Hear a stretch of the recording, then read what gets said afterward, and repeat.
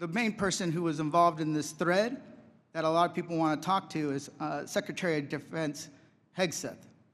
And a lot of questions were brought up regarding his drinking habits in his confirmation hearing. To your knowledge, do you know whether Pete Hegseth had been drinking before he leaked classified information? I don't have any knowledge of Secretary Hegseth's personal habits. Director Ratcliffe, same question. Yes or no? You know, no, I'm going to answer that. I think that's an offensive line of questioning. The answer is no. I find it interesting that you want to. No, I'm going to answer. You asked me a question. You want an answer? No, listen. You don't want to focus on the good work that the CIA is doing, that the intelligence community. Director, I reclaim my time. Director, I reclaim my time. Here, I have huge respect for the CIA, huge respect for our men and women in uniform. But this was a question that's on the top of minds of every American, right? He stood in front of a podium in Europe holding a drink. So of course, we want to know if his performance is compromised. If people were asking if the General Austin was compromised because of a heart issue, was his performance compromised because of a successful strike? I yield back, Mr. I bring my. You want to know? You want to talk about accepting responsibility? Do you think you should accept responsibility for a successful strike to make Americans safer? You want to focus on. I reclaim my time. So here's the thing. This is serious. As somebody, we've been briefed in this committee about using Signal. One of the things they basically said, the most secure phone call, the least secure text messaging. And we know that your people, Russians, Chinese, are on your phone. Gentleman's time's expired.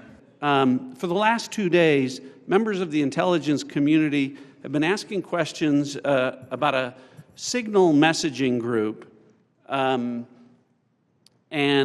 not asking questions from Democrats either in the Senate or the House on China, Russia, Iran, and the real threats that are going on to the United States. And you can say that you care about the good work that agencies are doing like the CIA and that you care about 140 stars on the wall, but no one's asked me about my second day on the job here, where I lit the fuse that led to a foreign government participating with us to capture one of the senior planners of the Abbey Gate bombing that killed 13 Americans.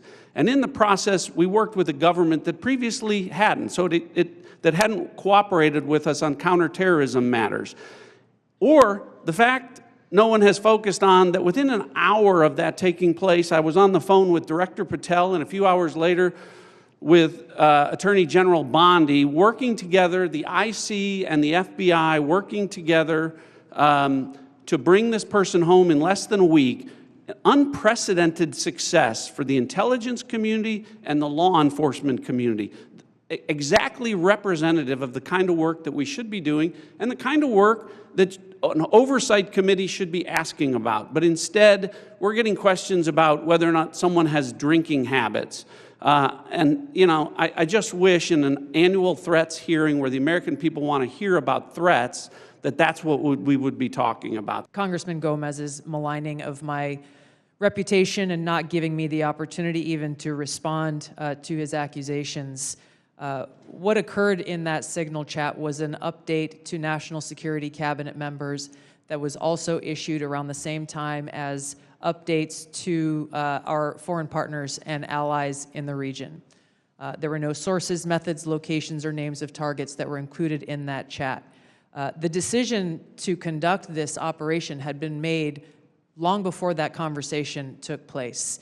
I do take my responsibility very seriously and played an integral role in providing the intelligence community's assessments that led to the ultimate decision by the President to conduct an operation, which, by the way, was very successful and continues to be very successful.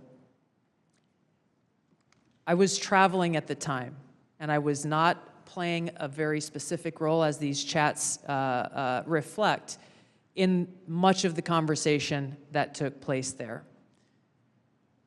Secretary Hegseth, in my experience, has continued to operate in the way that President Trump's confidence in him inspires, which is in the best interests of the American people and our war fighters and ensuring our national security. I think it's wrong to impugn him, especially at a point where he is not here to defend his own honor.